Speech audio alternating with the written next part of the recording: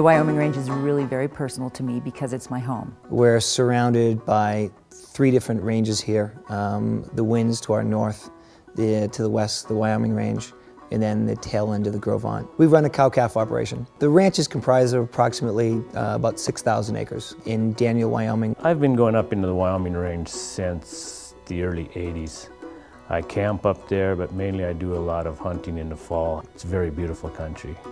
Good elk and deer hunting. I keep using this word, but solitude. It just, you can go for days in the area and never see people. I've been going up there since I was about 10 years old. All 3 of my children have gone hunting up there. They caught their first fish. I've been doing photography and been published since I was in high school. My new starting passion is fly fishing. For my birthday I got waders and a nice pack rod, so combining those 2 next summer is going to be the highlight. I grew up in Cokeville, Wyoming.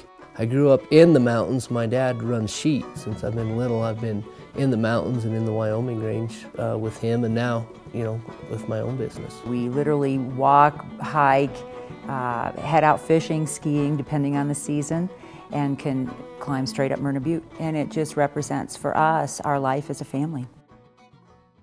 I own Trophy Mountain Outfitters, which is located in the Wyoming Range. Our camp is in the Beaver Creek area, the Beaver Creek, Myrna, Horse Creek, where a lot of the drilling is going to take place if it goes through. I was told that there's going to be 4 wells put in within a mile of my camp. There's a lot of rolling timbered hills, and then our camp sits at 9,500 feet elevation. Probably I will be affected more than anyone else. It's something that I'd never talked about until this year because I was unaware of what was, you know, possibly going to take place. I brought it up as we were sitting on the mountain eating our lunch and asked them what they thought, if there you know, was an oil well sitting over there or a road with water trucks, and most of them couldn't believe it. A lot of them didn't believe me that area would even be considered for oil and gas drilling. One guy says, I can't believe that they're going to drill in God's country.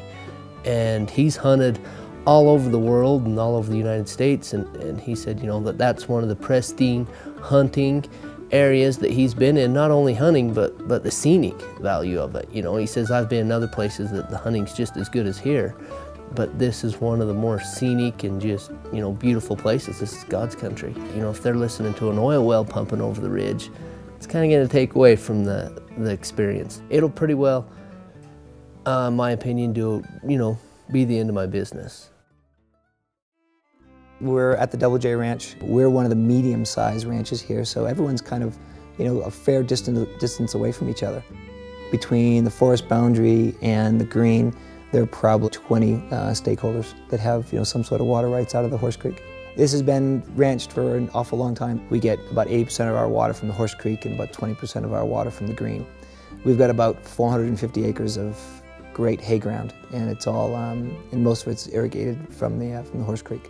So if anything ever happens to that water, and along with our neighbors up the road, it would ruin this ranch. We just couldn't run cattle on it. The Horse Creek is already a very temperamental creek out of the Wyoming Range. So we get a quick, fast, hard runoff, and all the neighbors cooperate on who and how everyone gets their water. So we've got a real short window to irrigate effectively and then to cut. Oil and gas drilling is very, very water intensive, and that's one of the things that everyone's scared to death about is where does that water come from?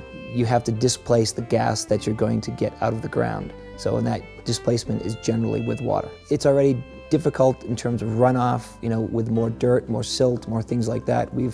As I said, the Horse Creek runs hard and fast, and you know, we get a big silt buildup anyway. And if we all of a sudden start having roads in there and traffic and so forth, everyone's scared to death about what's going to happen. The issues that we're dealing with really don't discriminate. Whether you have water degradation or air degradation or wildlife degradation, doesn't matter whether you're here for 3 generations or whether you're here for a week. It affects everyone.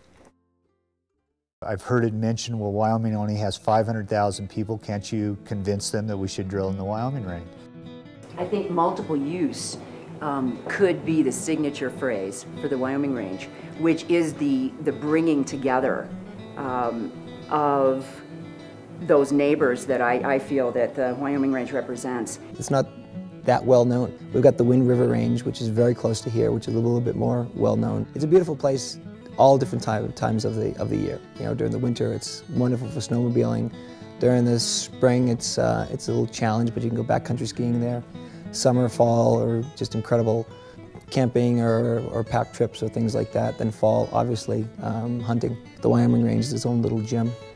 The continuity of stewardship has to be agriculture, community, the sportsman groups, the conservation organizations. Multiple use to me means the opportunity for people to go up and use our national forest and our public lands for their enjoyment or for their business. It's a catch-22 to say that I support multiple use in the national forest and then to say, but except for drilling.